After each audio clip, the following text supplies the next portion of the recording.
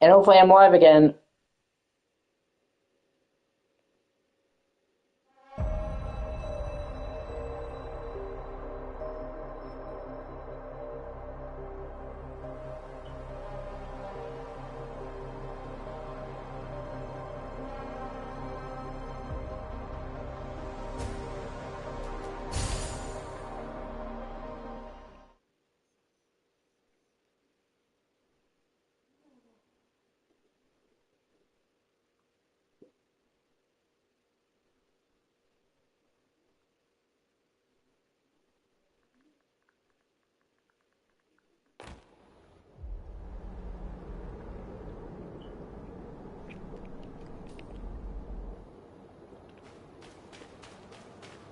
Where is this?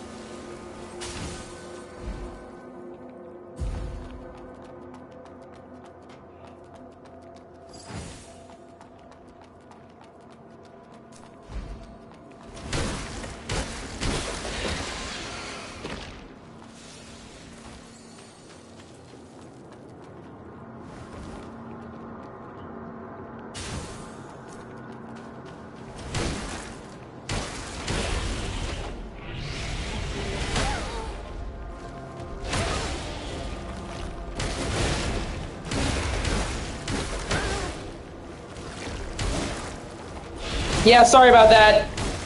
The game crashed. It seemed like twice now I've had the game crash when I go to the main menu, so it seems like there's an issue there, because it's in the same spot every time, and it doesn't crash the system, so I think it's a game problem. I wanted to start over so I could pick the dual blades again, because I thought the greatsword was okay, but the dual blades what I really fuck with, and that's what I want to try and finish the demo with. I mean, it's not like a huge deal. In neither time I lost progress. But yeah, that's what I'm saying. This game has a little bit jank to it. Which, like I said, I can excuse because, well, this game seems like a smaller budget thing, you know? So.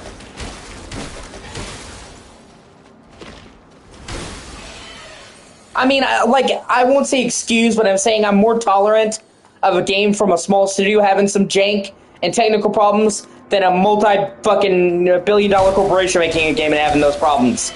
You know what I mean? So, that's what I mean. I mean, obviously it's not good. Hopefully they fix it. But it's not as much of an issue as it would be.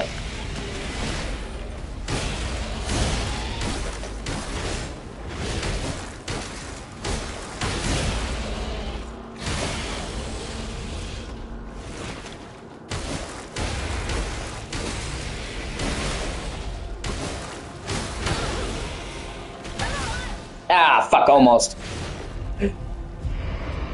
But yeah, I like the game. I do, actually.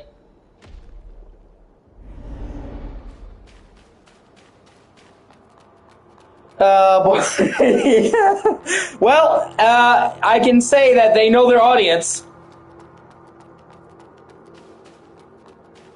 They clearly know the people that are gonna play this game what they want. So, uh,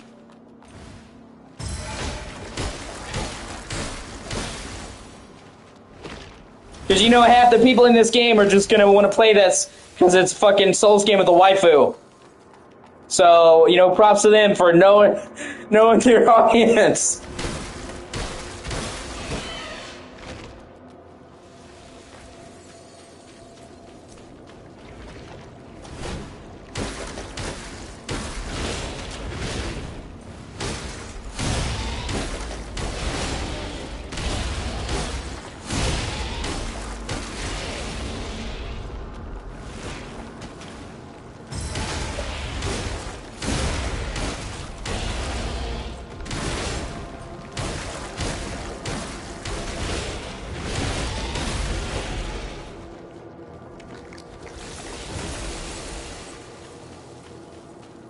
Yeah, exactly.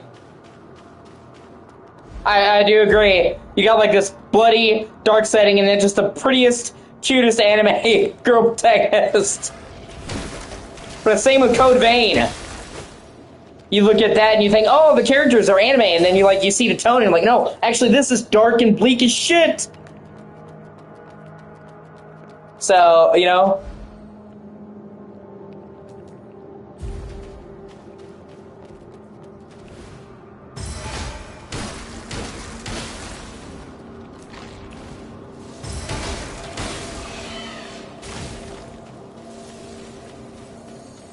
Yeah, exactly.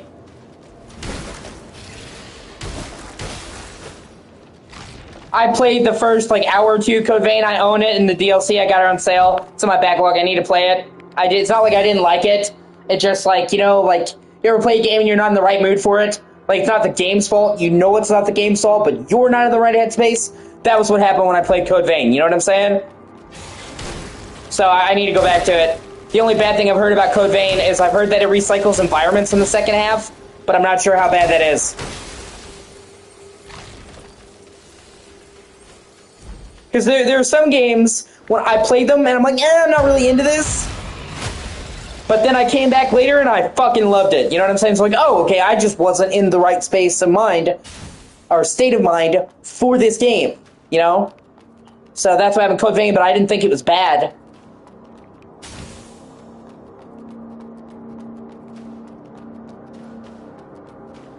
I've also heard people say that Code Vein and the environments are fine though, so.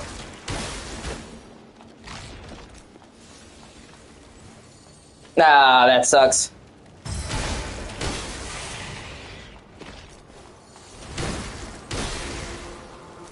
Oh, okay, the first 3 quarters.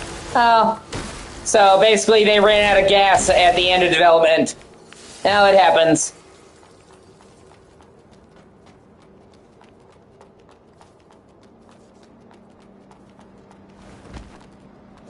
It's unfortunate, but it happens.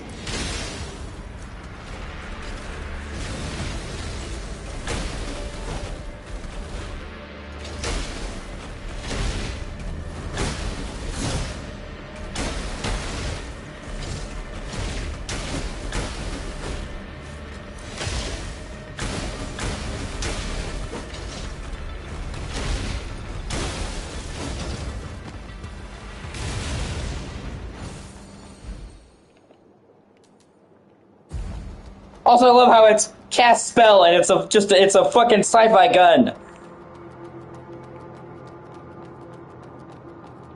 Not that I'm complaining, it's cool spell to have. Still, it's like spell? No, man, that's a railgun. Yeah, I have to get PS Plus, but yeah, if I ever played with somebody, I'd definitely play with you.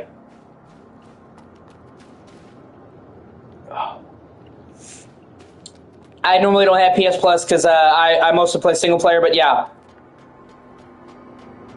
Haha. Well, it's just like, why would I spend the money for something I'm hardly going to use? You know what I mean?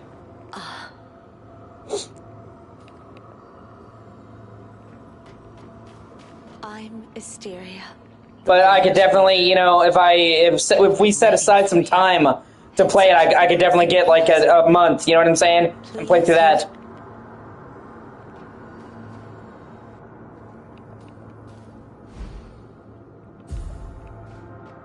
This way. Now this what happened When I in person. keeps legit for. So, let's go.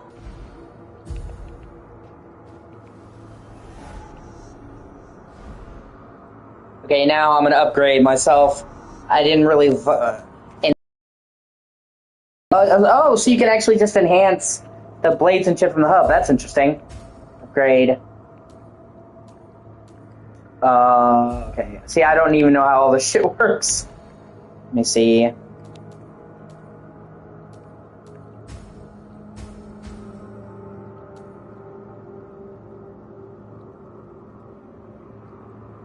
Okay, technique is Dex. Gotcha. That's all I needed to know.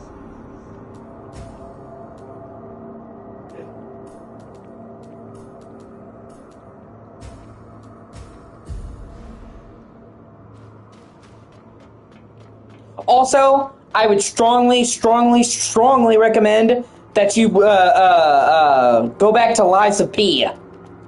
Okay? Because I know you tried the demo and it was like, but one, they made a shit ton of improvements from that demo to the final game. And then, two, they kept patching the game and dramatically improving it based on fan feedback. Like, they really took the fan feedback to heart.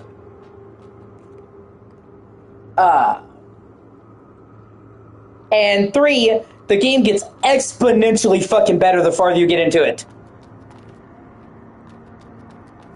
Okay? Like, when I first played Lies of P, I'm like, oh, this is pretty good. Then I got further into Lies of P, and I'm like, wow, this is pretty great. By the end of Lies of P, it is pretty much my favorite Souls-like that's not made by FromSoft. Like, I shit you not. Like, it is not a game that it plays its cards up front. Well, I know what this is. The game keeps throwing new shit at you. And it keeps, like, I'm trying to word it carefully because I don't want to spoil anything. But it is a game that gets dramatically better the farther you go into it. It does not play all of its cards up front. And the further I got into it, the more I liked it. I'm like, wow. And the story really fucking picks up. And you don't even get to, like, the cool weapons until you're a few chapters in. And oh my god, some of the weapons are fucking great. And like I said, they just kept patching it. And they worked with the community. Like, for example, like I said, I'm not going to go into any spoilers, but the final chapter, you get to the final chapter and you think, oh, I'm at the end of the game. The final chapter is like 5 fucking chapters length in size. And I mean that in a good way. And it's like an entirely new environment. So just when you think, oh, the game's about to be over, wrap it up, here's an entire new area type, here's an entirely new enemy faction. And that's fucking enormous. I'm like, wow.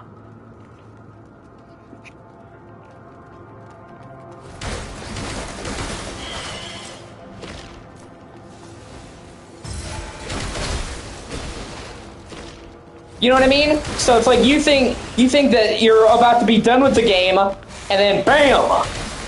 No, this final chapter. Yeah, exactly. Yeah. Or like my favorite Pokemon game, Soul Silver. I didn't know that it had 2 regions. Because I didn't play Silver back in the day in the original thing, Soul Silver. So when I got to the end of the game, it's like, oh, hey, here's Kanto. My fucking jaw hit the floor. Like, what?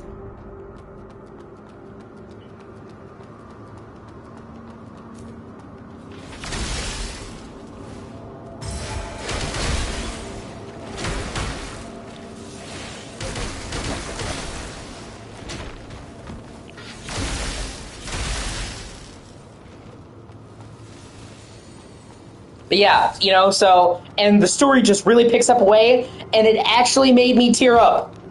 The story gets into some really emotional shit that really surprised me, which once again, I'm trying not to spoil anything, but the story hit me a lot harder than I thought it would. And, like, it's also very true to the actual source material. It seems like, oh, it can be more different than from Pinocchio, but the more you play the game, it's like a take on it, but it's... A lot of the time, when they do a modern take on something, it fucking sucks. It's done by people who didn't like the original or don't understand the original. This feels like people who actually love the original Pinocchio, not the Disney shit, the dark fairy tale, making their own spin on it, but it coming from a place of love for the source material.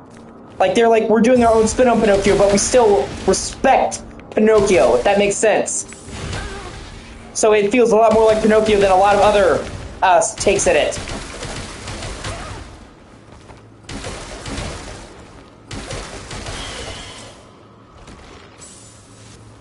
Oh, and okay, so here's something that's amazing, and it's not a spoiler or anything. But it actually now is looking like Lies of P is going to be in a connected fairy tale universe. That the sequel that they're working on is not just going to be more Pinocchio. It's going to be set in the Wizard of Oz. I shit you not. That is the coolest fucking thing ever.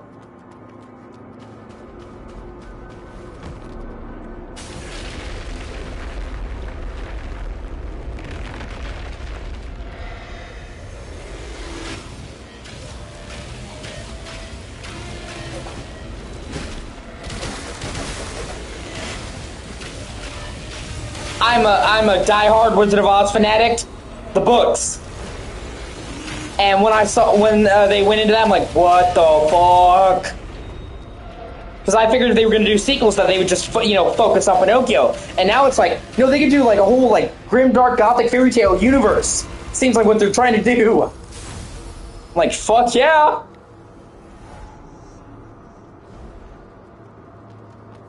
And I mean, think about it.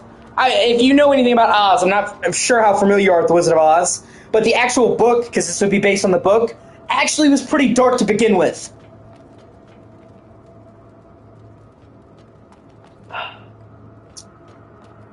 Now, I want you to think about, just picture for me if you can,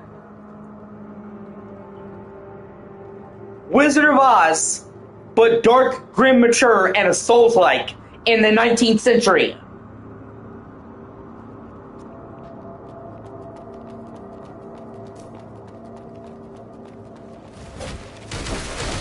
Dude, fuck the musical.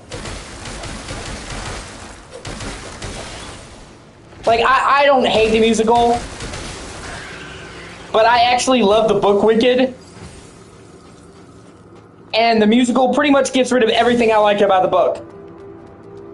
Yeah, it really is.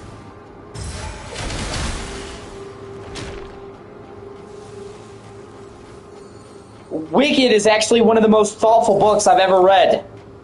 Like, it actually makes you think.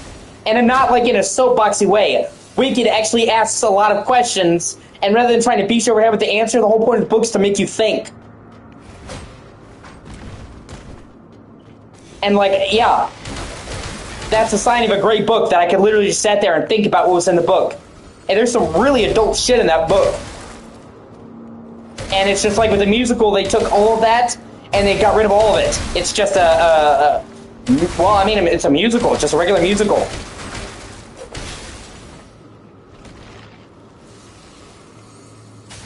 And it always kind of upsets me, because it's not like I have a problem with the musical. I'm not big on musicals in general, but I don't have a problem with them. It's just I want them to do an adaptation of the book of Wicked.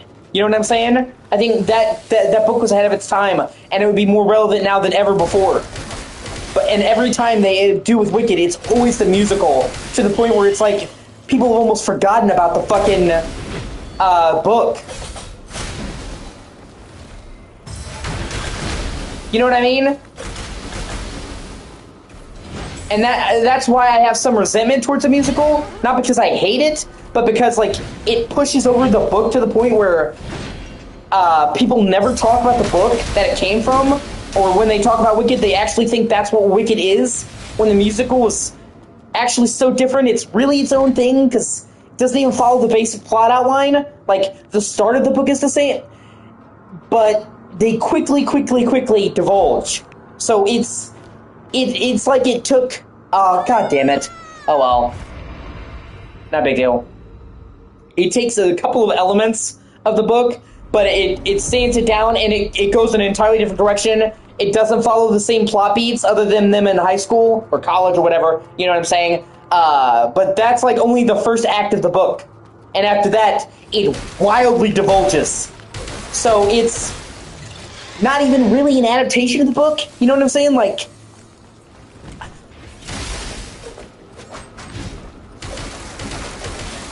and it kind of depresses me a little bit, because I'll mention Wicked, and they're like, oh, you mean the musical? And I'm like, actually, no.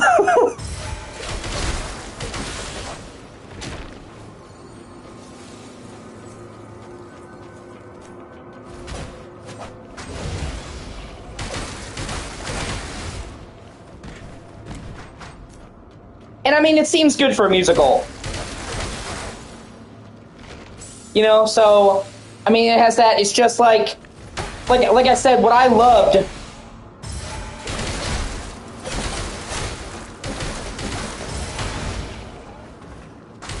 what I loved about Wicked was the way it made you think.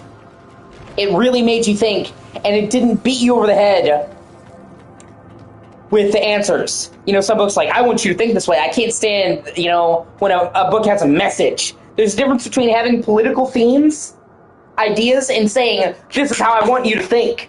And Wicked never did that. Wicked actually stopped. And well after I put down that book, made me think about what was going on in the book. And you know what I'm saying? And it presents situations where there's no easy answers. You know what I mean? So, like, it's not that I hate Wicked, the musical, it's just, for me personally, it took everything that I loved about the book out of it. If that makes sense.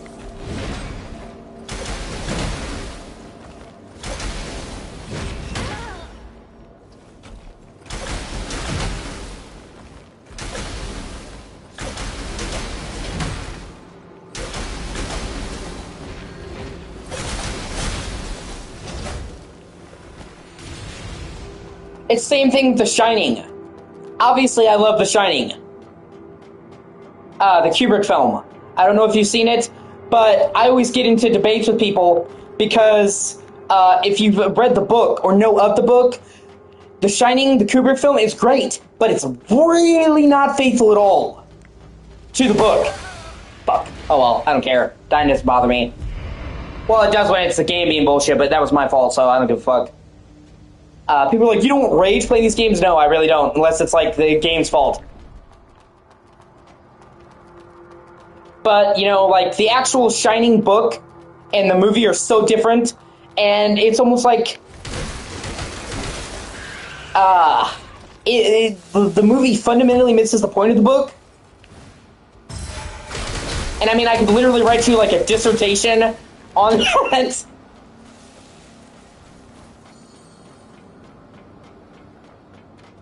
And it frustrates me a little bit because people are like, why are you hating on the movie? I'm like, it's not very accurate to the book. And most of the time when I have conversations with people about it, they've never actually read the book or know anything about the book.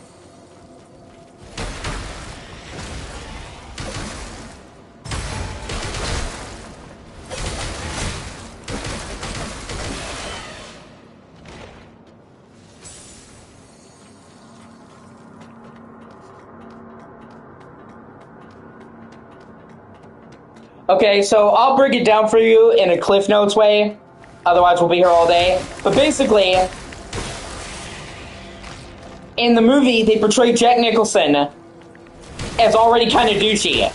Like, he hit his son, he's kind of dickish, and he gets worse.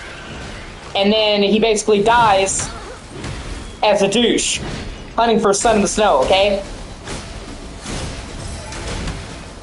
Now, the movie, or I'm sorry, not the movie, the book, okay? Sorry, hold on. Jack Torrance is an actual good guy. He's just flawed, okay? He hit his son one time, he pulled his arm, okay? And that's what made him stop drinking. He was not abusive. He was not a dick. He had a mistake, and he's trying to get his life together, and he hasn't drank in a year. Okay? Because literally, Stephen King wrote Jack as a version of him, because he was in the middle of a really bad addiction issue. So it never happened, and I was just dying repeatedly. Oh well. Okay? So, and then, in the book, he sacrifices himself and dies to save his son and wife. And blows up the hotel so they can get away. Okay, so the whole point of The Shining, okay, is about a man who's flawed, overcoming his weaknesses for the people he loves. So he's a good person, he struggles, but when it really counts, he's able to put that shit aside and ultimately come out ahead for his son and wife. Okay, in the movie, he's a dick from the beginning, he gets worse, and then he has no redemption. He just dies in the fucking snow. So, Stanley Kubrick basically took everything that was good about the character, removed it, and just made him a fucking dick. You know, same as with Wendy, his wife. In the movie, she's demure and weak and kind of like she has to struggle to find the strength to fight back. She's not like that. She's incredibly smart, calculating, charismatic, and doesn't put up with any bullshit. So she's like not even the same character in the movie.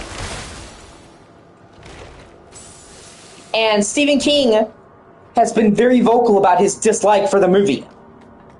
And they're like, why would he dislike it? It's so good. Because it literally misunderstands like the fundamental fucking point of his book. I would dislike it too. And you know what? I will, once again, I will say that it is an amazing movie on its own right. That's why people love it. It is a great movie. And it is, like just about every single thing that Stanley Kubrick ever did, it is a beautifully shot film.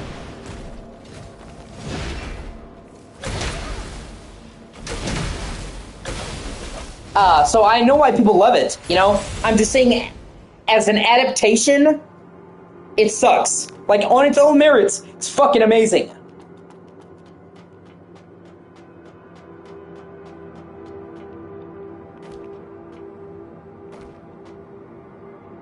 Oh my god, fuck. Okay, I just gotta go to the like, I've made it through that a million times, I just can't stop dying, give me a break.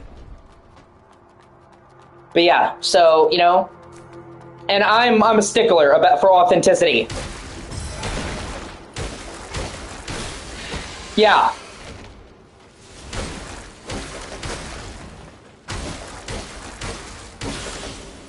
He knew how to shoot a scene. Maybe better than anybody. Seriously, yeah.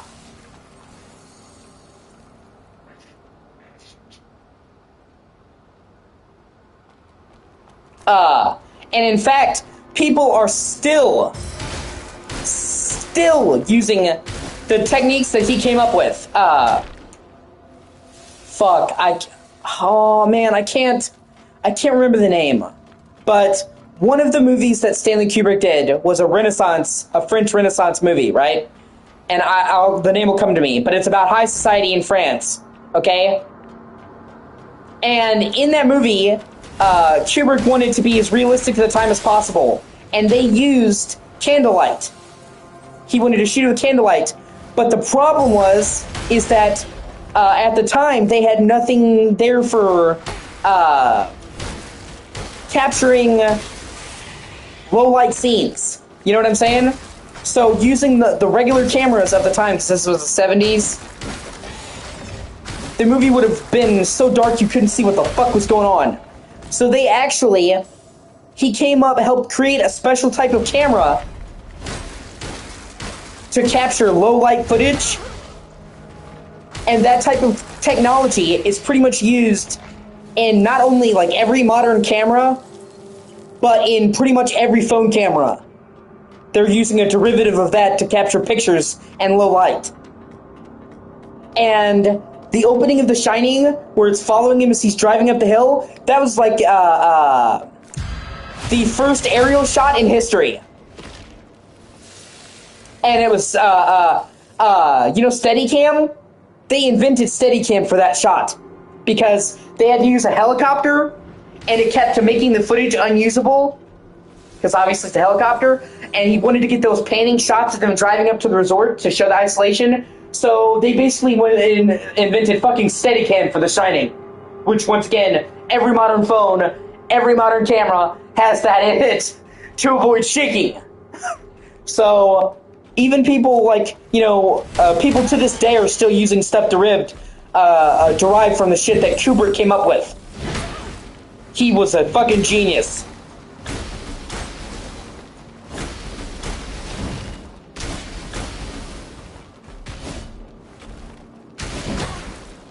The only thing I don't like about Stanley Kubrick is he could kind of be a dick to work with.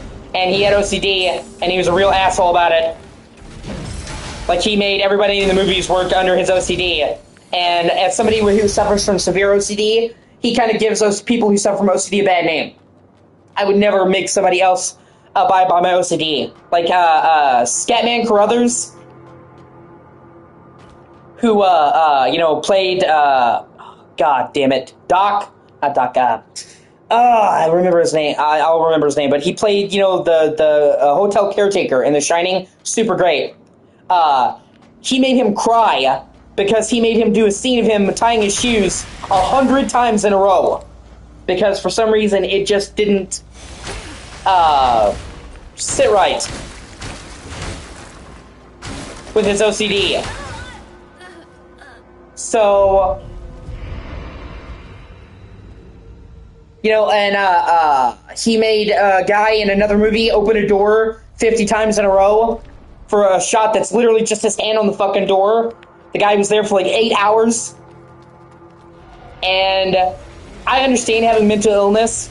Like I said, I personally have OCD, and pretty much as severe as it gets. That's not a flex, by the way. Mine is classified as pretty much worst case scenario. And it just kind of makes me feel bad because I would never do what he did and subject other people to my shit.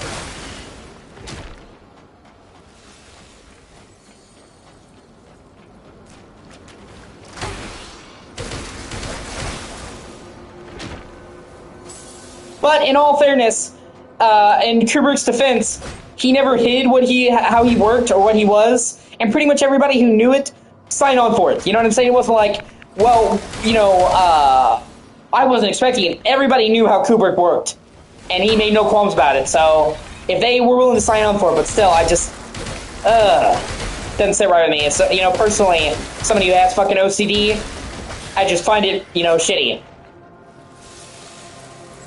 But I don't know. It's, he's not a terrible person. He's not like fucking P. Diddy. You know what I mean? They're like, people who are kind of dickish, and then there are monsters. So, between fucking Mr. Rogers and Bill Cosby, he's in the middle.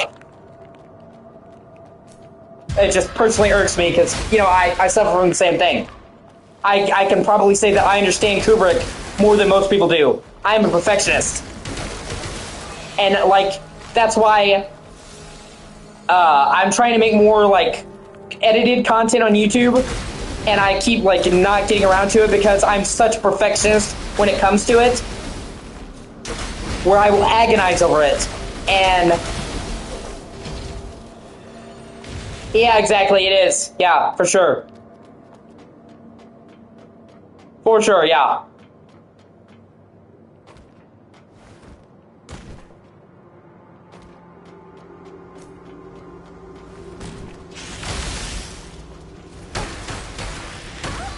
Fuck. Oh well. This is one of those games I'm having fun just playing it even if I'm dying. This game is pretty cool. And I think this game's only $35, so it's not even like 40 bucks. So that's pretty cool. Well, at least on PS5. I have no idea what it is on fucking Steam or other platforms. So it's not even 40 bucks.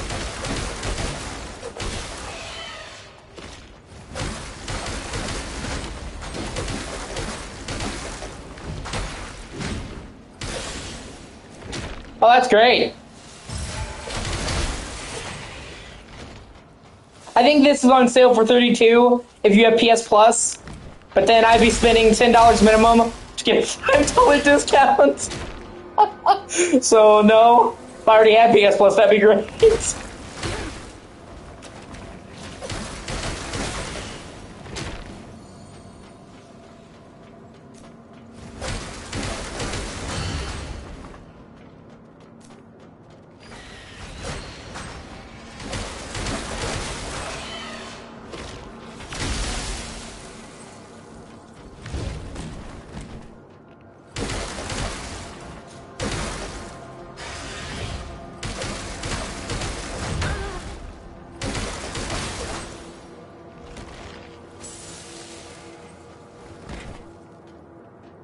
Yeah.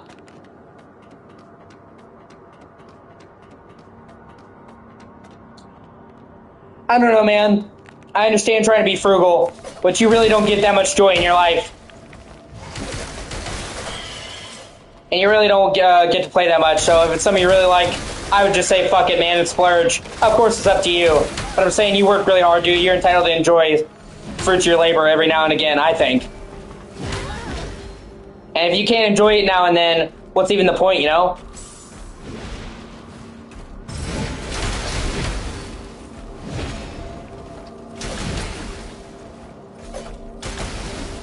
Well, I'm just saying, dude, you deserve to have a good time and play something that you enjoy. I can't remember the last time I saw you get this hyped about a game, so, you know? It's not like you're fucking buying games left and right. Like, the last game I know that you bought was fucking Inter Magnolia, and that was in January. So, you know, you go months without buying a game, and it's a game you really dig, you know, why not treat yourself? It's not even a full-price new game. I mean, of course it's up to you. I'm not telling you how to live your life. I'm just saying, you work really hard, you deserve to have fun. And I think sometimes you guilt yourself over stuff, which I understand. I've been there, but, you know, you shouldn't. You deserve nice things. Magnolia is so fucking great. I agree. 1,000,000% agree. I basically marathoned that shit for like 3 days and got the platinum. And I'm still probably going to go back and play it. They've added some updates that have added new stuff. They added New Game Plus, for example. And they added an ability set feature that I was fucking wish they had in Ender Lilies. But it lets you quickly swap between sets of powers. And I think that's fucking sick. Because there's like so many different cool tools you can use. Yeah.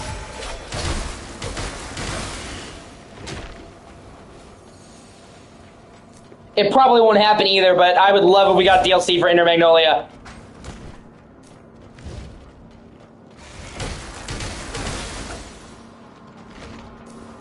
But yeah, Inter Magnolia was fucking sick.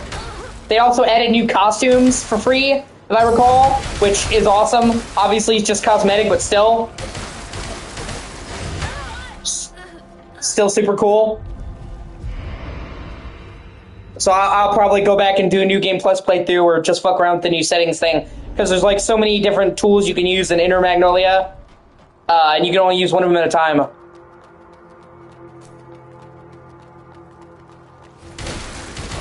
Yeah. Oh, really? I didn't know that. That's cool.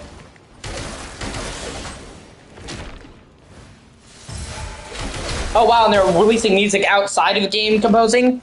Oh, shit, I didn't know that. Wow, yeah, that is super commendable. And I actually like the soundtrack for Inter Magnolia more than the one in Ender Lilies.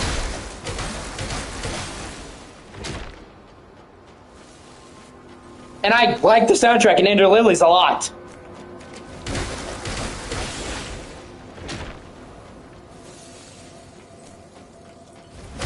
It was pretty much like everything I wanted a sequel to Ender Lilies to be and more.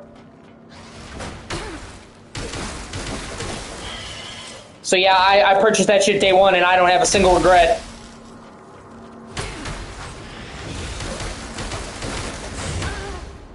It was worth every penny.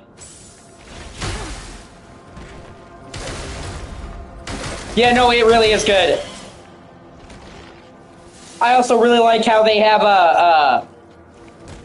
more upbeat music in Magnolia. Like the somber, sad stuff is cool and really good, but when you're in the town, it's more kind of kitschy, upbeat, and it gives the music more variety. Or just the fact they have a town. I actually like that there's actual NPCs and quests and shit. And Ender Lilies, it sucked that there's like literally no live NPCs.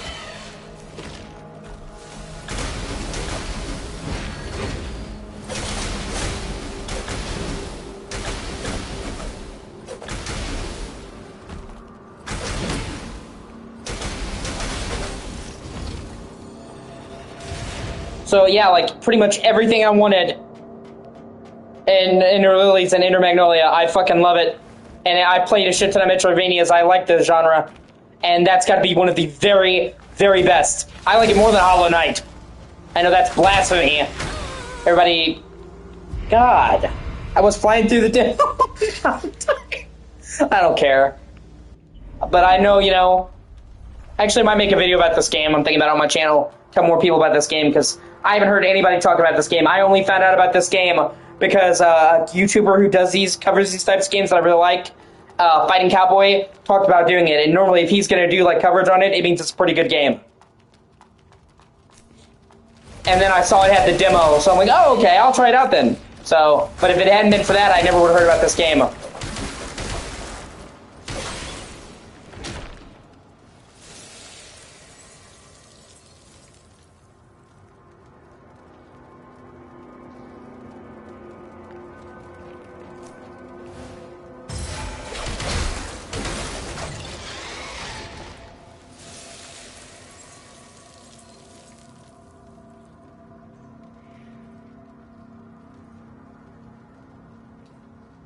Yes, exactly. Yeah, I agree.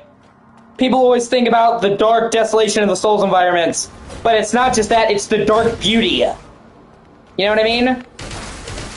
It's the way they capture the haunting beauty, I guess is how I put it.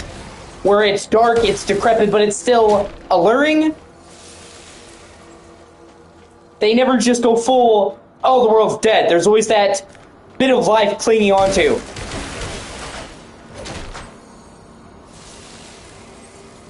Yeah, Fighting Cowboy, he specializes in doing reviews and tips for Souls-likes. He's super great.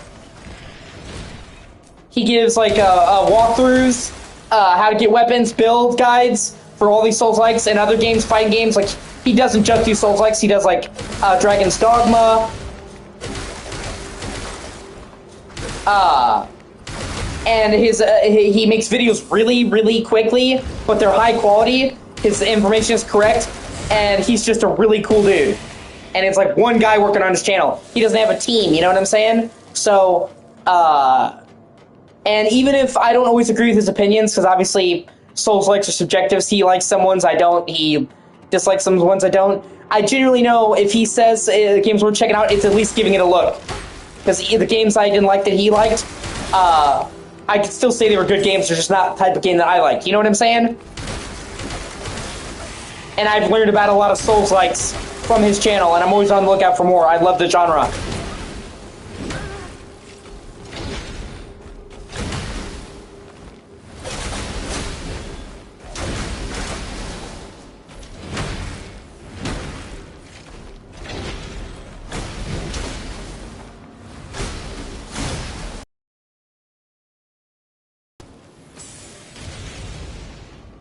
And he's just a super cool dude.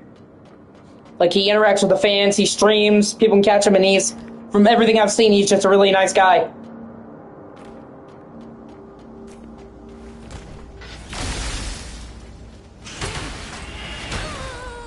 Oh, fuck. Okay, I'm a lock in. I got this.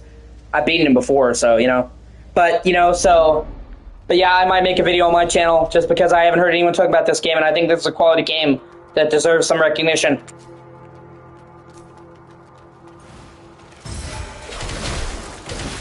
And I've done that before on my channel. Made videos about games that I think are underappreciated. And I'd like to do that some more. Because I play a lot of big budget games, of course. But I play a lot of smaller indie games as well. And there's a bunch of times I'm like, man, this game is fucking awesome. I just want this game more attention. And you know what? I've actually convinced some people to play some games they didn't know about. And to me, that's like the highest honor as a content creator. It's like when somebody played a game because of me. Yeah, exactly. I mean, it doesn't even have to be like super, you know, like documentary. Just say, hey, look at this game, it's cool.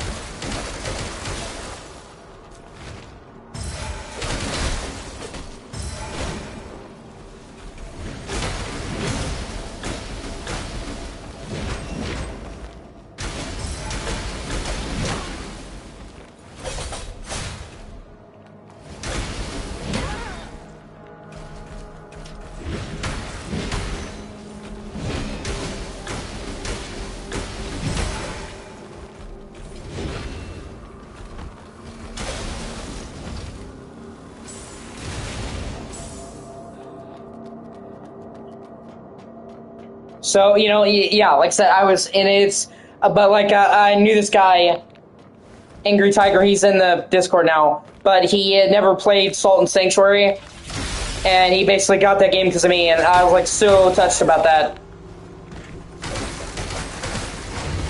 Another Souls-like that I think you would really fuck with is Steel Rising. I think you should really check that out. It's set in like the French Revolution.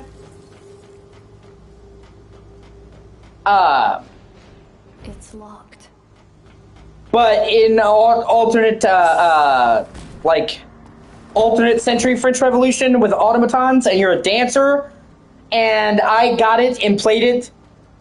Yeah, exactly, yeah. But I really think you'll like it. Because her movements are actually like a dancer's. Giving the fighting an almost kind of ethereal beauty to it. That's not in a typical game like this. I love Salt and Sanctuary.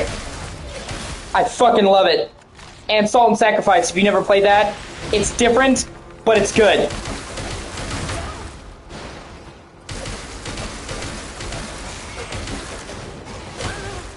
I would say it's one of my favorite Souls-likes, actually.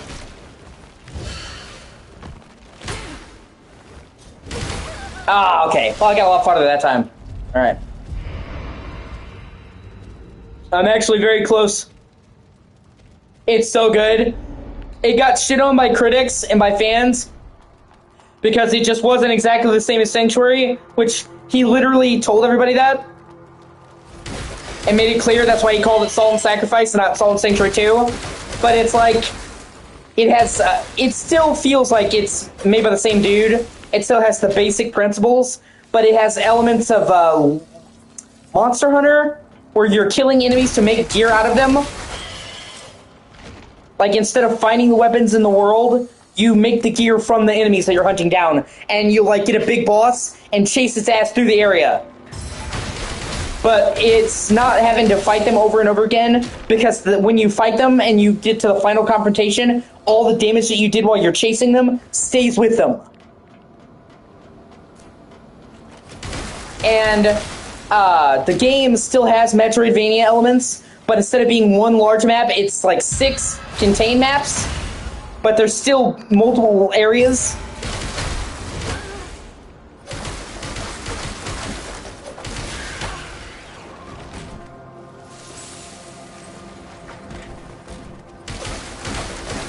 And, you know, people hated it because it's not one seamless world. Even though it's still Metroidvania. You literally get tools that make you return to prior areas to unlock new areas. Like, it's a Metroidvania, but it's 6 maps instead of 1. Seamless interconnected map. Even though those maps are, like I said, each map, each zone has like 5 areas that you're gonna go back and forth around. So it still feels like it, but people toured a new asshole because it just wasn't exactly like Salt and Sanctuary, and that pissed me off. Because the games are basically made by one dude.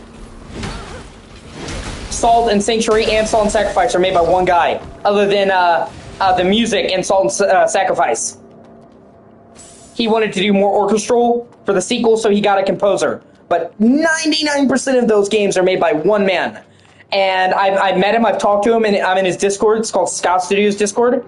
And he's super fucking nice. And it will actually hurt me to see people laying into him and being a fucking asshole to him over Salt and Sacrifice just because it was different. Exactly, yeah. And that's basically what happened to Salt and Sacrifice. People expected it to be exactly like Salt and Sanctuary. And when it wasn't, they didn't even give it a fucking chance. And then toured the director a new asshole and insulted him on Twitter. Like, I literally saw it happening in real time. Really pissed me off. Yeah. And like he really actually hurt him. And actually made him depressed for a while. Thankfully, he's come out of it now, and he's making the third game, whatever that'll be. I talked to him about it. But it really hurt me to see such a cool guy who worked his fucking ass off on this game get shit on, not because it was a bad game, but because he was different. Really pissed me off.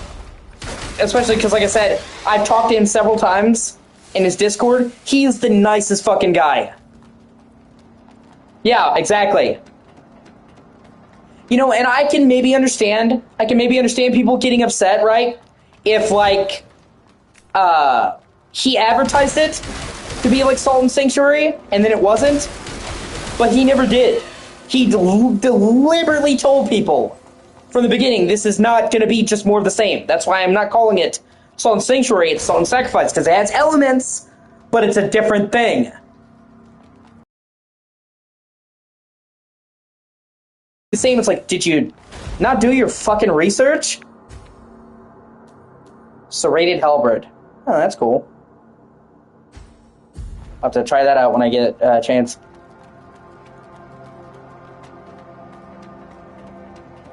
And, you know, he's not like a big studio where he's got like a PR guy or some shit like that. You know what I mean? Like, this is one dude.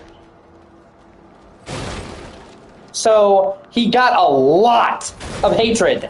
For what? For making a game that wasn't like what some people fucking wanted? Like, even if I hated the game, which I actually like Salt and Sacrifice a lot. I have the Platinum Trophy for Salt and Sacrifice, by the way. I played it like 5 times. But even if I hated Salt and Sacrifice, you wouldn't catch me fucking shitting on the developer because it wasn't the game I wanted. I would say, oh, it's not for me. And that would be the end of it. You know what I'm saying, man? Like, oh, God. You're right. Some gamers are so fucking entitled. At the end of the day, he can make whatever game he wants to. And if you don't like that, don't play it. But don't fucking attack somebody. I'm like... oh well, I got a lot farther. If he advertised it to be something it wasn't, okay. If the game was unfinished and buggy and people felt frauded, okay. If he was a dickhole, because, you know, some developers will get criticism online, just the slightest bit of criticism, and they'll turn into an asshole like Phil Fish, who's notorious for he can't take criticism, okay. But he's the nicest guy, and the worst you could say is, this wasn't what I wanted it to be. You have no right to attack him. And, like, they actually were, like, bullying him to making him depressed. And I talked to him about it, and it really broke my heart to see them doing it for having the audacity to make something that not everybody wanted to play.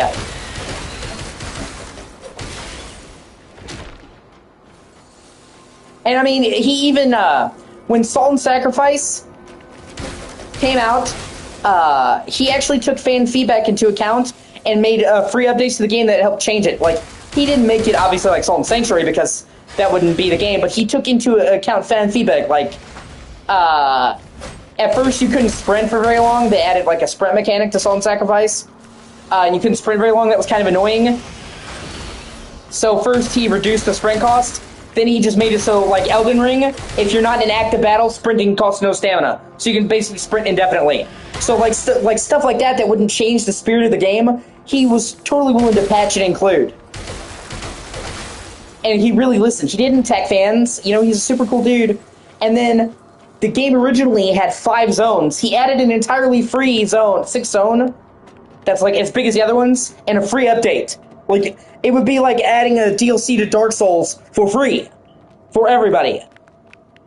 And how many fucking developers do you know would do that? Especially, he's an indie dev. It's not like he's got the social security, so he's just a super cool fucking dude.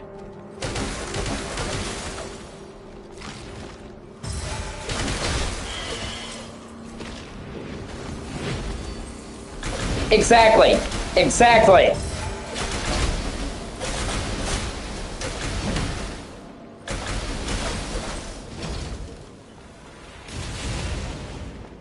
it was actually kind of bittersweet because I talked to him in his Discord and he told me, in Discord he's referred to as Jamie Zella.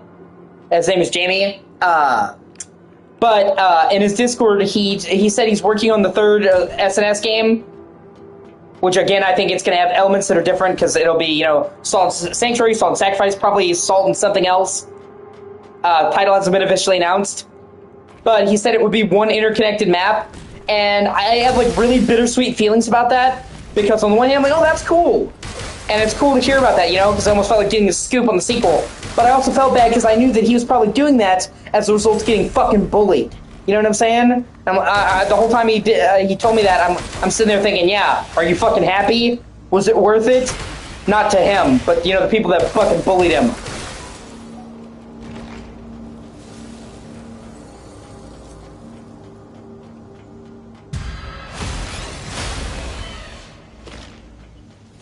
Oh man, this game has 6 smaller apps instead of one big one.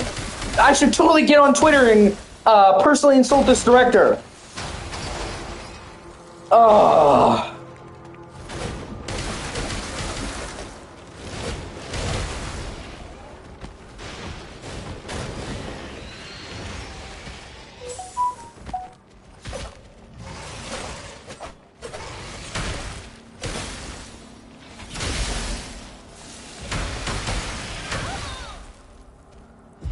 But yeah, he's an awesome guy. You know, like I said, so that sucks even more because it could not happen to a nicer person. I've seen people on Twitter be like, "You're a fucking dick," or whatever. You know, people on Twitter do. That's just an example. And he just like, "Oh, I'm sorry," and like totally nice to them, even when he could have been a dick. And like he would have been justified to be a dick. I would have told him to go suck a dick. You know, so it just sucks to see somebody who's like such a cool guy get dogged for having the audacity of making a game that was different than the last game he made.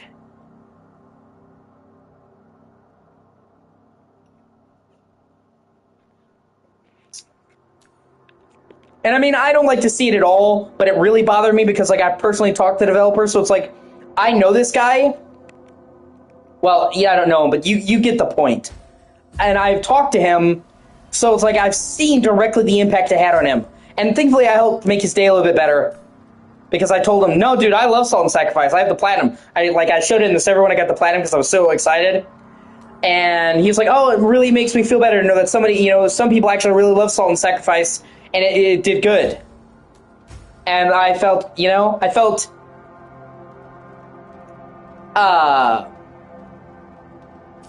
like, oh, that's cool. You know, that I could at least partially make his day feel better because he's got a bunch of bullshit that he didn't deserve. Now, oh, shit. I'm gonna try the halberd.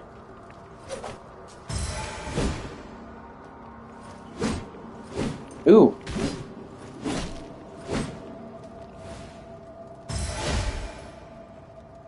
Oh, okay, we got the poke stick.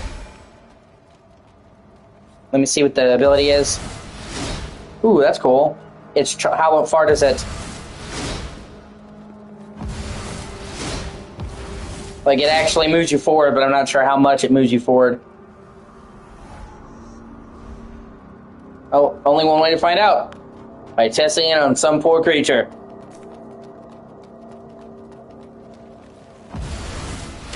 Oh, shit. Wow, that does a lot of damage, too. Huh. Actually, my rock, the halberd, and the swords gives me a good thing. You know, quick, short range, slow, long range.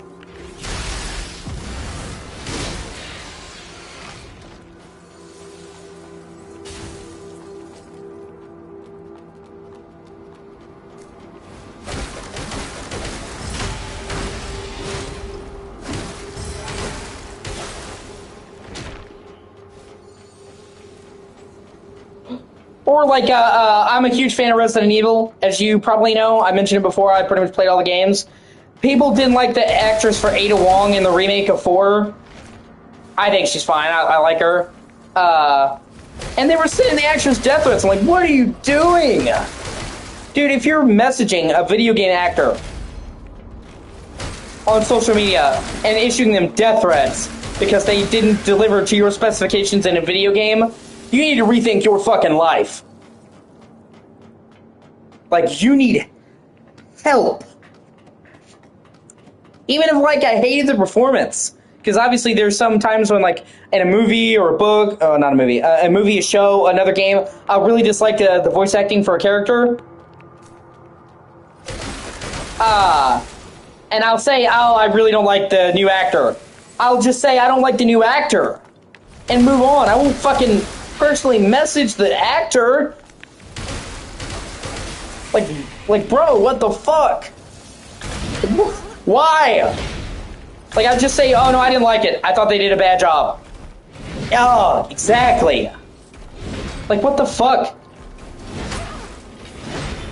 Right? I mean, I don't like Jar Jar either. But Ahmed Best. Ahmed Best almost fucking killed himself. Like, he actually, during the height of the prequel trilogy, this was back in the 90s, actually got on a bridge and almost jumped off. Because just people were slamming him endlessly. And he said anytime he tried to get work, people would see he was Jar Jar, and they were afraid that he could be negatively associated with the Jar Jar. So, like, it fucked his career, and then he was just getting slammed so hard, like, dude. Or fucking Anakin, young Anakin, Jake Lloyd. Like, they were, grown adults were bullying, like, a 12-year-old kid. It's like, why? And nowadays, I see people like, oh, he retired from acting. I wonder what happened to him. He moved out of the public spotlight. Yeah, I wonder why. Because he was a little kid being bullied by millions of adults? That would fucking traumatize me. Even if you don't like his performance, which I thought he did a great job as Anakin, young Anakin. The whole point was he's supposed to be naive and, funny and innocent. But whatever. Okay, he doesn't give me the right to fucking do that. Like, what the fuck? Same with Disney Star Wars. If you've talked to me for more than 5 minutes, you know I hate Disney Star Wars. The good Disney Star Wars shit is the exception that proves the rule. 9 out of 10 Disney Star Wars things suck ass. Okay? You're not gonna catch me personally attacking the people who did it. Not that they have anything to do with it. It's saying, like, people will shit on Daisy Ridley or John Boyega or the people in the prequel trilogy. It's like, dog. Those are good actors. They didn't have a choice in the fucking script they were given. Remember, Disney deliberately found actors who were relative unknowns and signed them into a 3-movie deal. They didn't have a choice. They had to do what was in the script and do the movies or not, you know? And as an actor, exactly.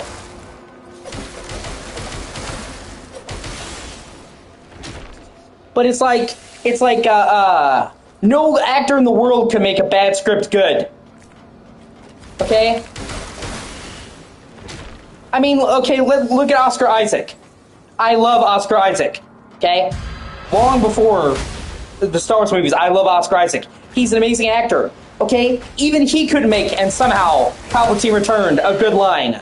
Okay? If you want to see the difference between a good script and a bad script, look at Oscar Isaac in the sequel trilogy of Star Wars, and then look at him in Dune, where he fucking crushed it. Similar genre. Good script, bad script. And John Boyega is a fucking awesome actor. So it's like, attack the scriptwriter. Dude, Mark Hamill, who, oh my god, I love Mark Hamill. I love Mark Hamill. Even Mark Hamill said he hated the direction they took with Luke Skywalker. He didn't really have a choice.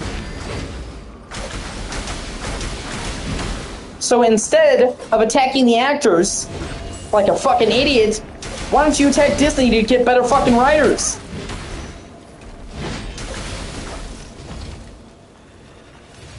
And when I say attack, I don't mean death threats. You know, I'm just saying they're funneling their fucking hatred at the wrong place. To the people who literally have no say in the bullshit.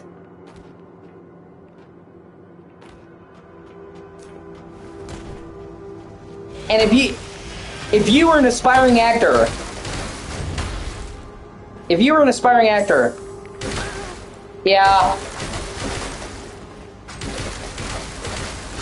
yeah, cause see, you're right. You are 100% right about that. Yeah. The best way to attack them? Don't watch the fucking movies. These people have this like outlook, right? Where if I complain loud enough, they'll get the message. Yes, exactly. Exactly, that's what I'm saying. So they jumped at a chance to get the role. And then by the time they figured out it was shit, it was too late. They were signed on for 3 movies. But people are like, oh, if I complain loudly enough, they'll hear me. No. No. Okay, say what you want to about capitalism. I'm not going to go into the whole capitalism shit because we'll be here all day. Okay? But the good thing about capitalism, money talks. Okay? Because ultimately, if you criticize a game, a show, and you still buy all the games in the series, watch all the movies, you're not telling them to change. What you're telling them is they can fuck you in the ass, you'll complain about being fucked in the ass, but you'll still let them do it. Okay, like Call of Duty. I've never been a big COD fan, but Call of Duty is a good example. When was the last time you heard people unanimously love Call of Duty? Like 5-6 years ago? Longer? The fans don't like Call of Duty, and yet they keep buying them. Just about everyone and their mother will tell you that Modern Warfare 3 2023 was an abortion. That it was the worst COD game. It fucking sucked. It wasn't even supposed to be a game. It was a DLC that they cobbled together with parts from 3 different Call of Duty games so they didn't have to miss a year. It's a Frankenstein's monster, and yet it was still the second best-selling game of the year it came out. Yeah, well, that was 2015. Yeah, there you go.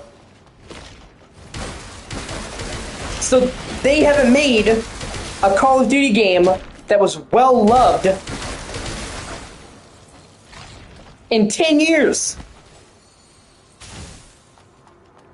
And yet, every single year, the Call of Duty games have been either the best-selling game of the year, the best-selling game of the year, or second best. Okay? And almost every single year, a COD game has been the best-selling game of that year. There's 3 exceptions. In 2013, GTA 5 beat Call of Duty, obviously. In 2018, Red Dead Redemption 2 beat Call of Duty, obviously. And in 2023, Hogwarts Legacy beat Call of Duty barely. But other than that, in like the last 15, 16 years, every single year Call of Duty's been the best-selling game except for those 3 years. And if it wasn't the number 1, it was the number 2.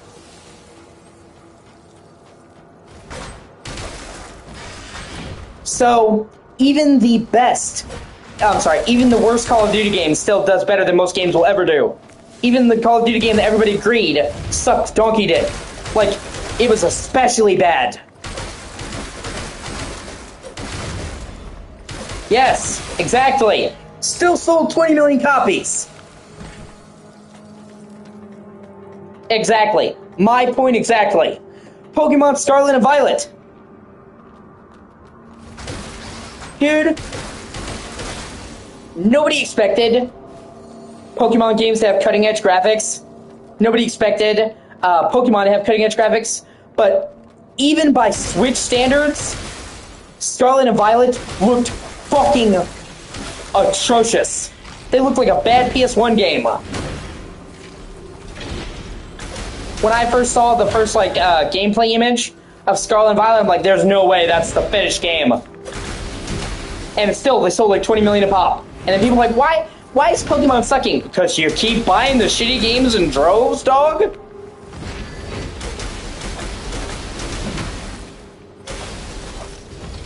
And look, they just showed the new Pokemon game, and it also looks like ass. And people are still gonna buy it. Meanwhile, me, I haven't bought a Pokemon game in 8 years. I think it looks like shit. I'm not gonna support it financially. I am not going to spend $60 or $70 on a fucking Pokemon game that looks like a bad PS1 game.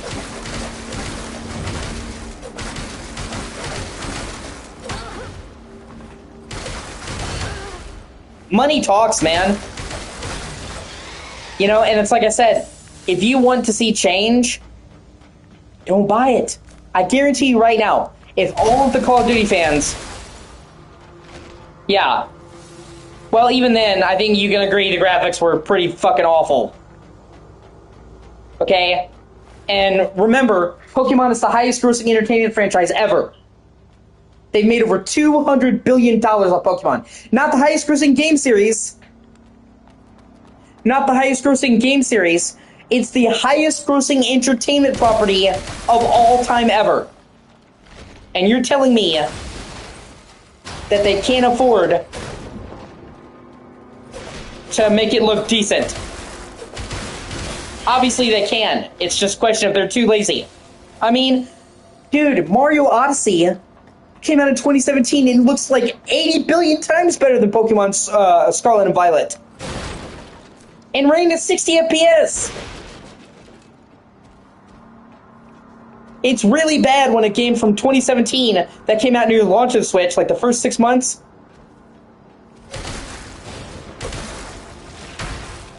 Yep. Yeah, exactly. Because Nintendo treats it like an assembly line. Isn't that a bitch? Exactly.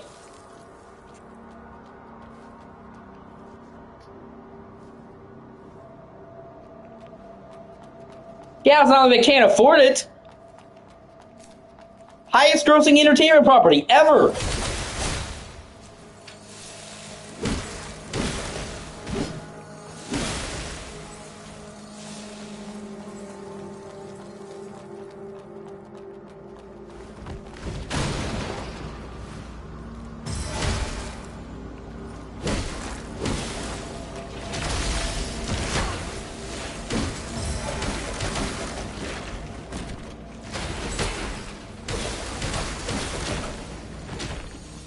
But like I said, if all of the Call of Duty fans banded together, right, and just said, we're not going to buy this year's Call of Duty, I guarantee you, after 1 year, Call of Duty would change for the better.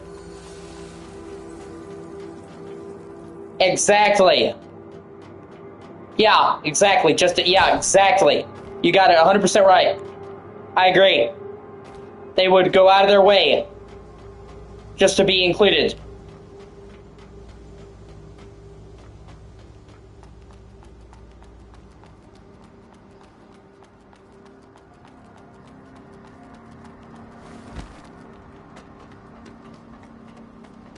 But like I said, in 1 year, the fan base banded together and said, we're not going to buy Call of Duty. And those investors see their fucking stocks flatline. I promise you, they'll change. Complaining about it doesn't do jack shit. Speak with your wallet. Like I said, if you buy it anyway, you're telling them they can fuck you, but you'll complain about it. You'll still take that dick. You just won't like it. Okay? And I mean, since we're having the analogy, imagine you're bent over in prison. And you're like, well, mister, I'll let you fuck me. But I won't like it. It's like, oh man, I was gonna rape you, but you're not into it? I'm sorry, I'll leave. No, you're still gonna do it!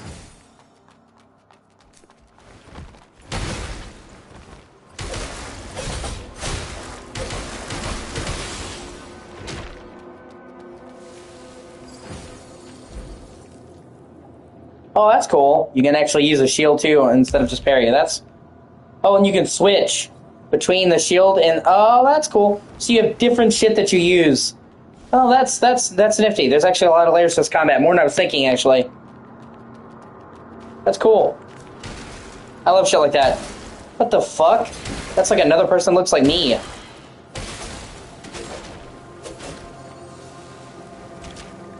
I would ask you if you're okay, but I'm like 99% sure. And they can super jump. Okay? I mean, that would be cool if it wasn't horrifying.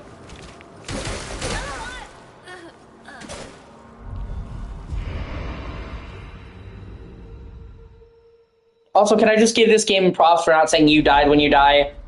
Okay? I'm tired of that in general. It's like, yes, I know that I died.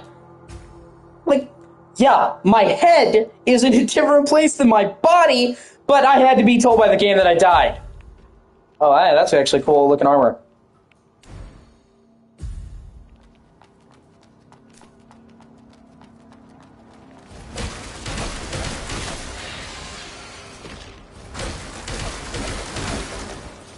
At this point, I'm just refreshed.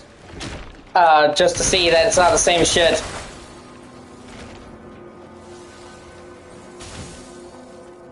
Reminds me of Get Out Sync.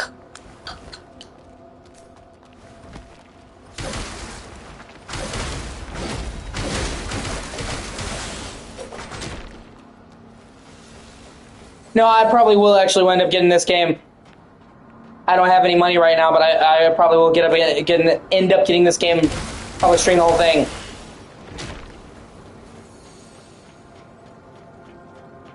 So I'm actually having a good time. I think it's a pretty cool game. And I was looking at like the pictures and shit, and this is just the starting area. It looked like there's actually like big outdoor areas.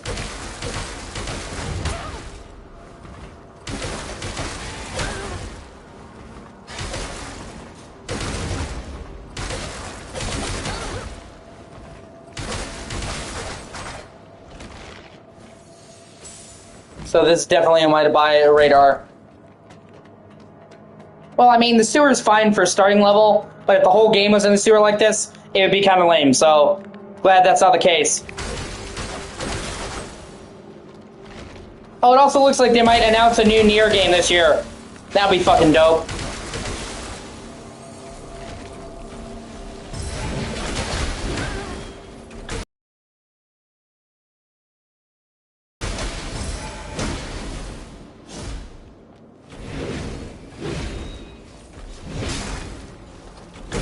I'm trying to see how much the shield guards. Oh wow, it's like 100% guard too. Huh. Oh, that's actually cool. You know, I wonder like if there was chip damage. I mean, the chip damage is that it drains your bar, but it doesn't take off from your health when you get hit. Or at least it didn't thus far. That's cool.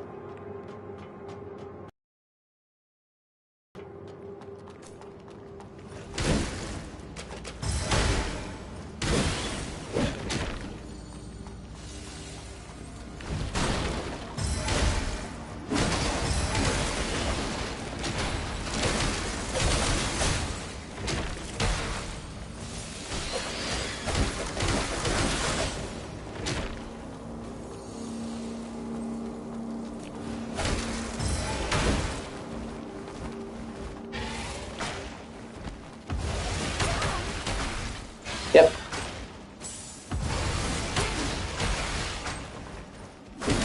Yeah.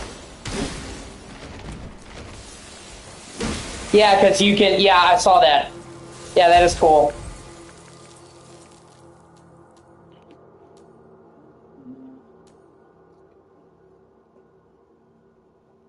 I haven't actually fucked with that yet. I'll have to try that out.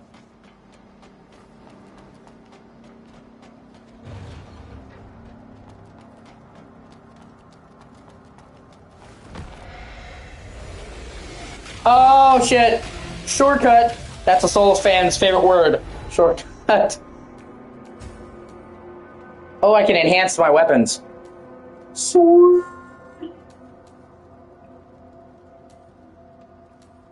Wait a minute. What? Dancing slash aerial whirlwind? What the fuck?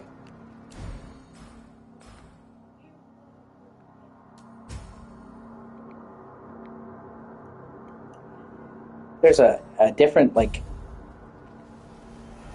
I don't even know how to unlock that. I guess we're gonna see.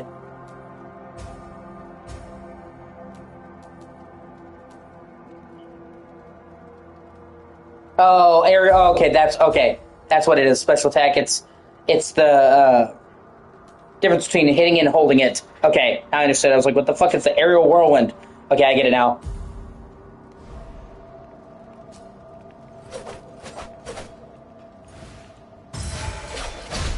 I don't like, though, one thing I will say I don't like how, like, the special attacks So, like, the heavy attacks don't combo. You know, like, you have actual, like, full attack with the regular attacks.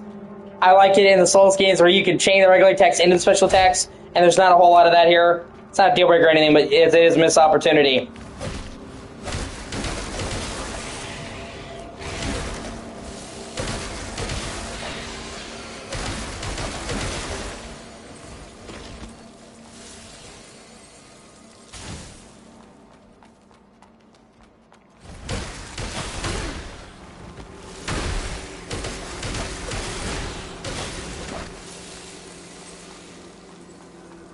Also, the game suffers from the same issue that Bloodborne does. You have the cool dash that you actually want to use, but you can only use it when you're locked on. Let me fucking dash outside of battle, okay?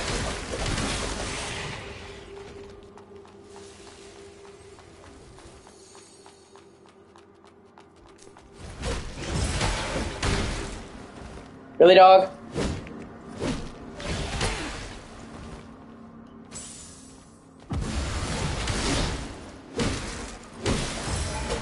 Also, adjusting myself because there's no stamina.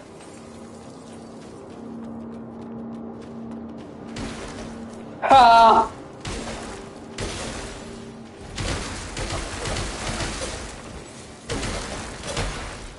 Oh, actually, this is the perfect time to charge the shield.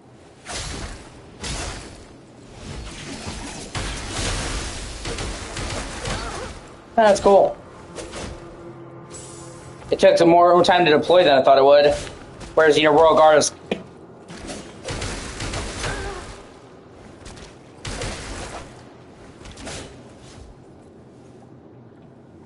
Okay. Well, just let me know when you're done crab walking, dog.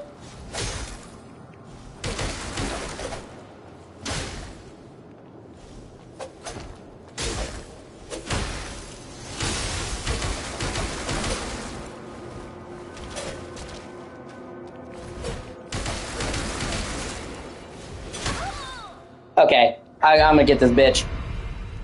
I'm getting the hang of it.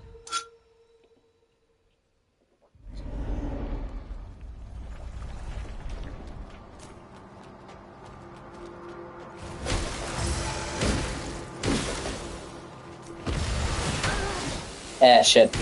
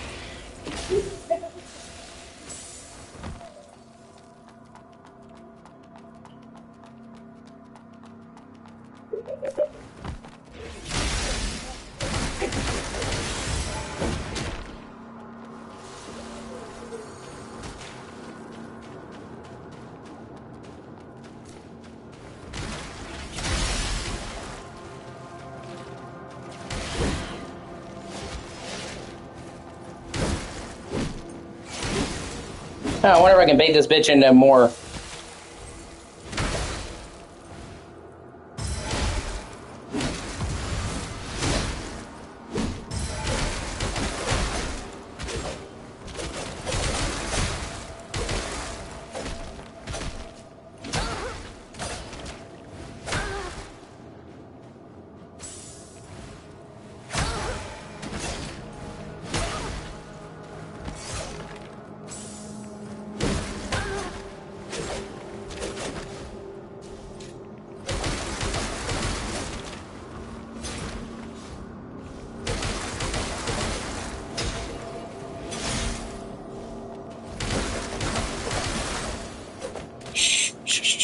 Don't fight it. Don't fight it. Okay, so that's like... Okay, so basically that was like a hunter battle in Bloodborne, you know what I mean? Where it's like a not quite mini-boss. Ragged Hood. Yeah! Now I look super edgy.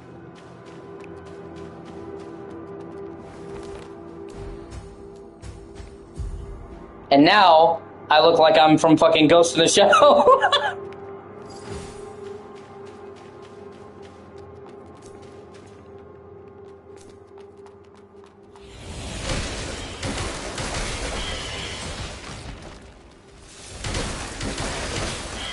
Yeah.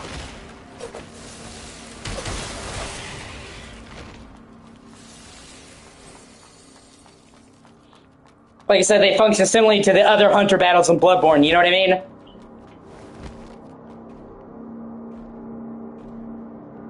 I have no idea who Jalter is, honestly.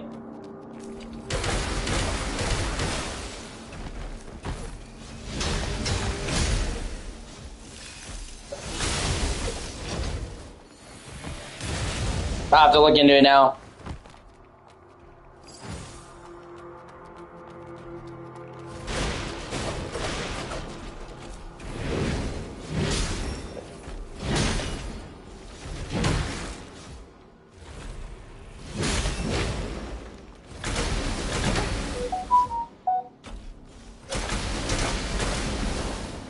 I wonder, like, is that the maximum charge? Or can I get more, actually? Or is that, like, the bare minimum and then I can get more on top of that? I don't know. Okay, it looks like when it's purple, that's it. Okay. See, I love experimenting with that shit. Stein doesn't bother me. I don't know how I feel, though, about the death system, where you're gonna lose XP no matter what. I mean, on one hand, it's cool that you don't lose all of it, and you can go back.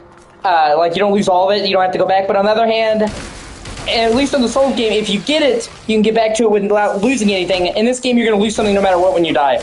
And I'm not sure how I feel about that system, if I like that more or less.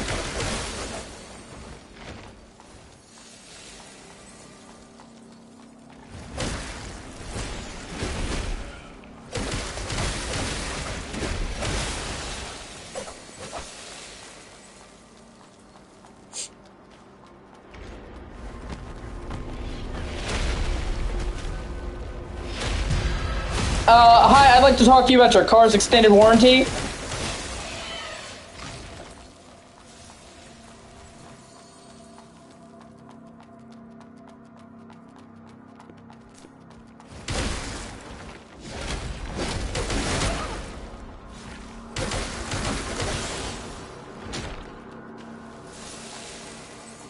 Yeah, that's what I'm saying. Like, no matter what, there's no retrieval. So it's a very different system. I'll have to see if I like it better or worse. I haven't had enough time to let it sit, you know what I mean? Oh shit. I didn't see this before. Yeah, that is true. And I wonder if it's like a fixed amount that scales with how many you have, or if it's just the same amount every time.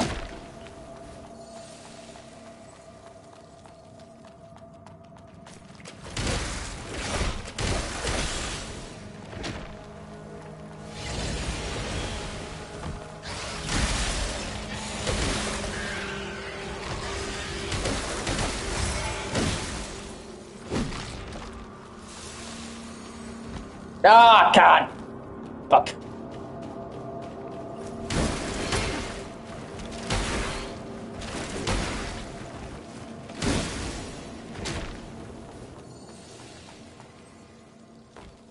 And at least fall damage isn't that bad. I always hated in the other Souls games up until Elden Ring how fucking finicky fall damage would be, where it's like you fall 2 feet. Oh, dead. Especially, and it's like, dude, I can survive that fucking fall in real life. And it's like, at this point, I'm like level 100, I'm a fucking god.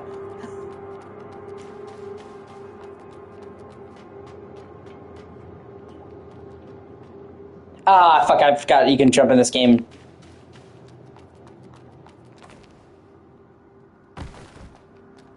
That's another point in Sekiro's favor, where they got rid of fall damage entirely, unless it's like, so far, like, technically fall damage exists, but you're not gonna really almost ever run into problems where you actually take fall damage. Especially because, you know, even if you do fall, you can just grab yourself midair with the hook, and you're good to go. But I honestly think Sekiro is crazy. Oh, motherfucker. I think Sekiro is crazy underrated anyway. It's one of my favorite FromSoft games, period. And I never hear it getting talked about nearly as much as any of their other games.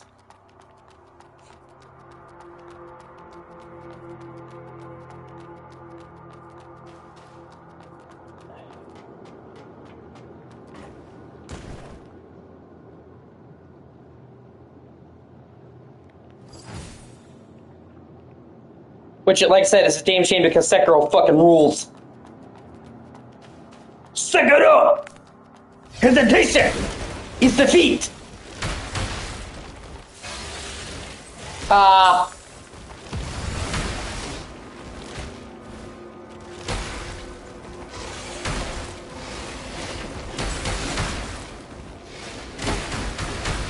Oh, god damn.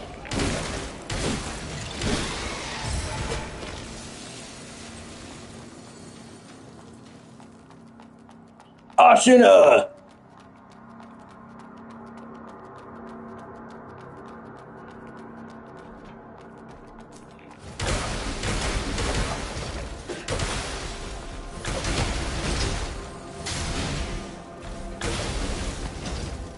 Cool girls don't look at explosions.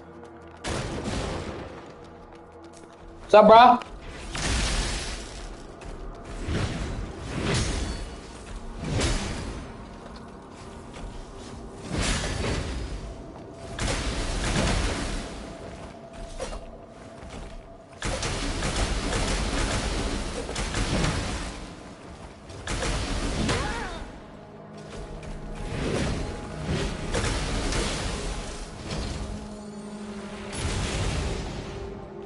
Plus, I'm having to adjust my playstyle. I'm so used to having a stamina bar in combat in these types of games. So you see me, I'll dodge and then stop because I'm not trying to expend it. And this game encourages you to dodge multiple times as well. There's no stamina. So that, is also like a kind of adjust your playstyle kind of thing that I'm struggling with. Where I would be a lot more liberal with the dodging. And I'm trying to adjust. Oh yeah, corpse pile. Terrific. You might even say it's a corpse party.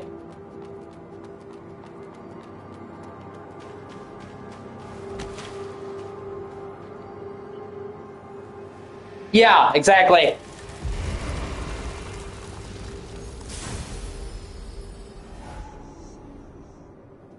Yeah, but I know what you meant. It's still very, very fast.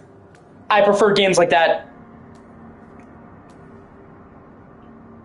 It's also I've only played Corpse Party a little bit.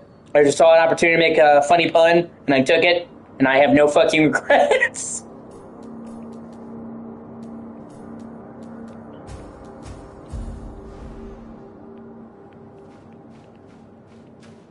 I feel like that's a boss. I'm gonna go look around and take the other path first.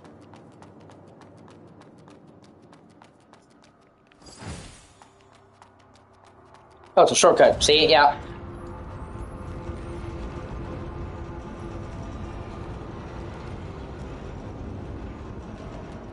Hey there, buddy. They all wanted to, but that's having swell. We're the weak. Well, that's horrible. Cool. Yeah, okay. Oh, that's nifty. I saw this.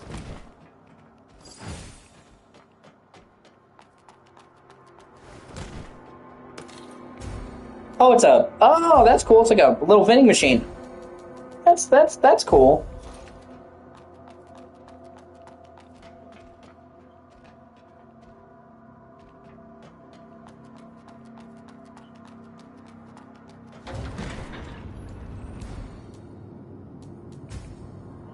And you can have accessories, which I haven't gotten any other accessories, but that's cool. So yeah, there's a lot of shit to play around with. I think this game's actually pretty sick.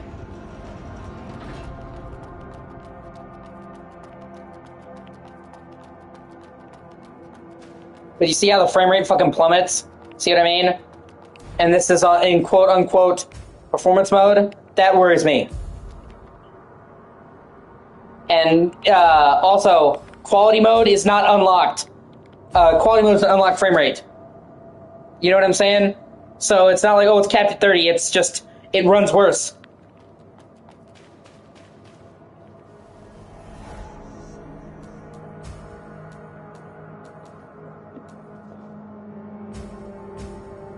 I was able to enhance.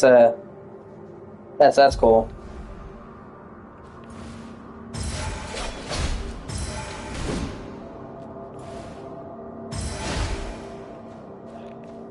All right, time to get my asshole reamed. Yep. My spidey senses were tingling.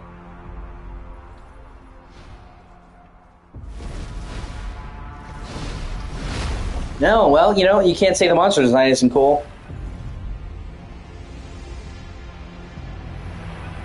I don't suppose we can talk this out. I'm guessing the answer is no.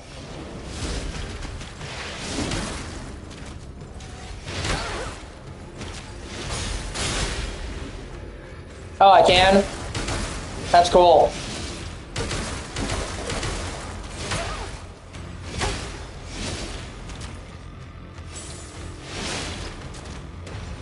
Oh, I appreciate that too.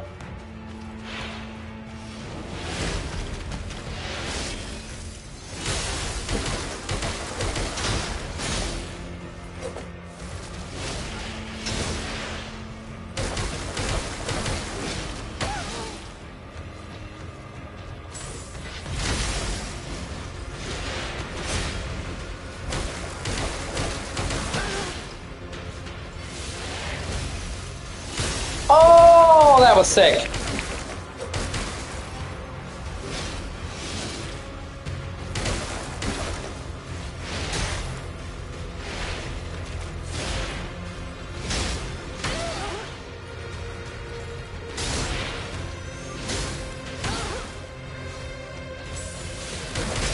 Oh, I got the grab. Oh!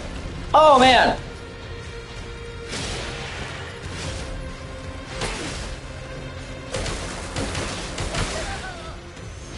Yeah. Yeah. Yeah. I don't think I did bad for my first try.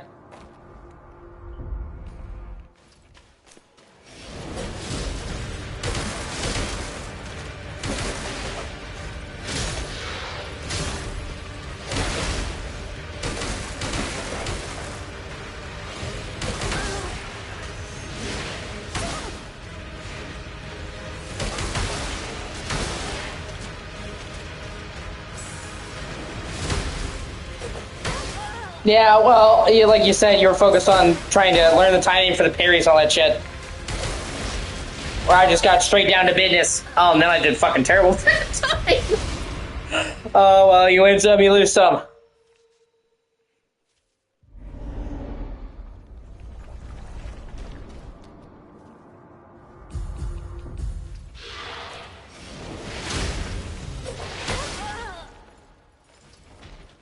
It's like, dude, why are you so angry? I just wanted to talk to you about our Lord and Savior Jesus Christ.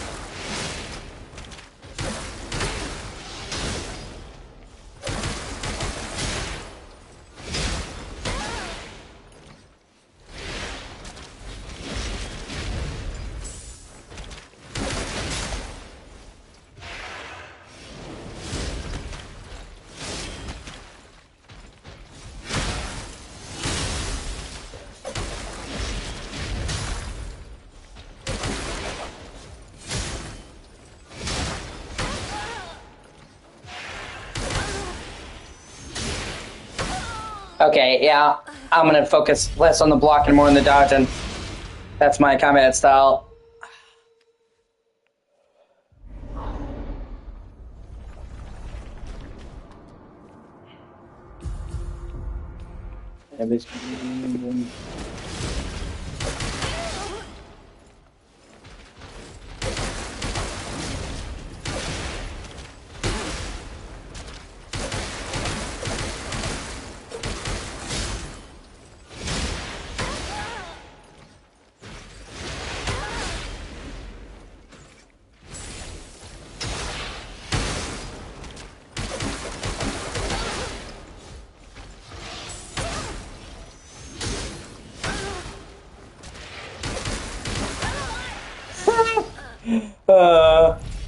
Oh well, shit doesn't bother me.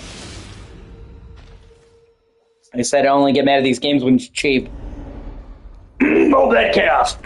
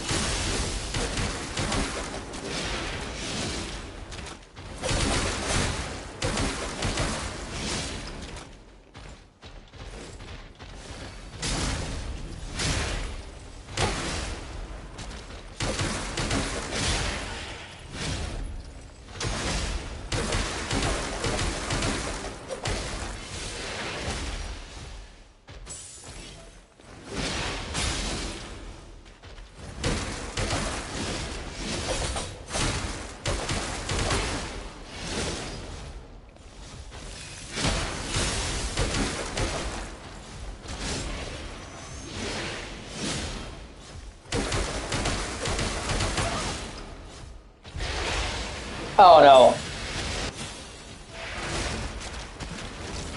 Okay, he just guardian aped me!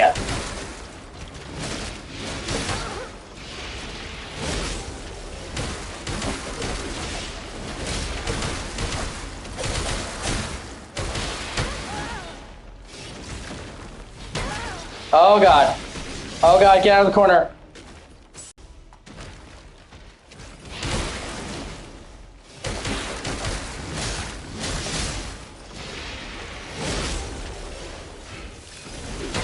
Oh, fuck. Yeah! Fuck you!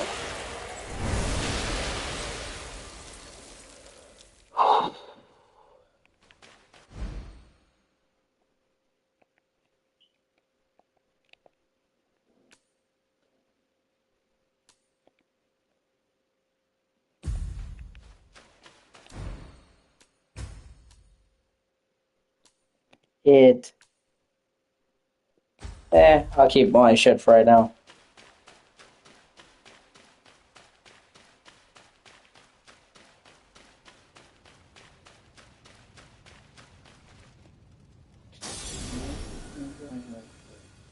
Asteria. What a poor soul. It could have become a blader like you.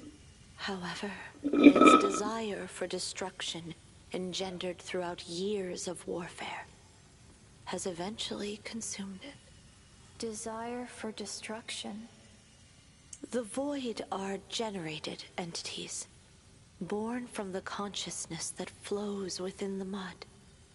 Yet, when overwhelmed by emotions, they succumb to madness. Though it made valiant efforts, it failed to evade its doomed fate. Thank you for granting it the final redemption.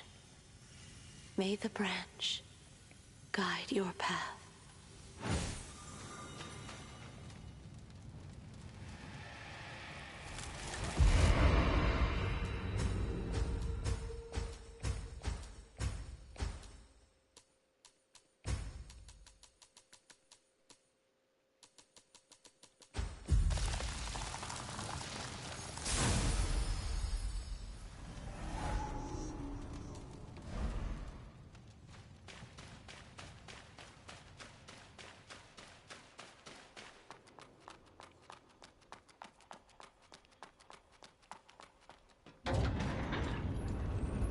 Start from the bottom, now we're here.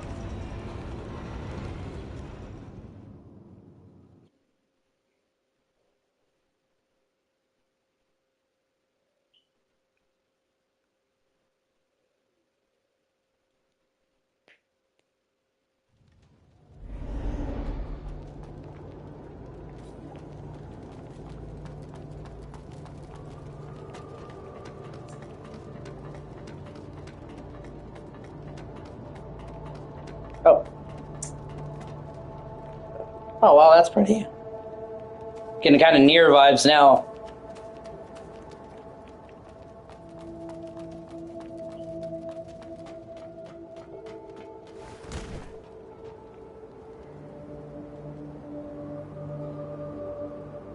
Oh, wow.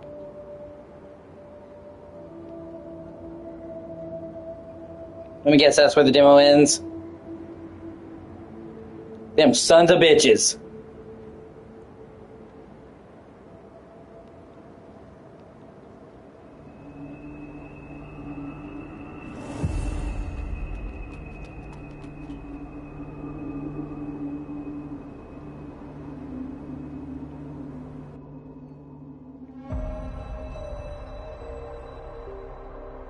Yeah. Oh, you have a great day. You stop by more often. It was fun having you.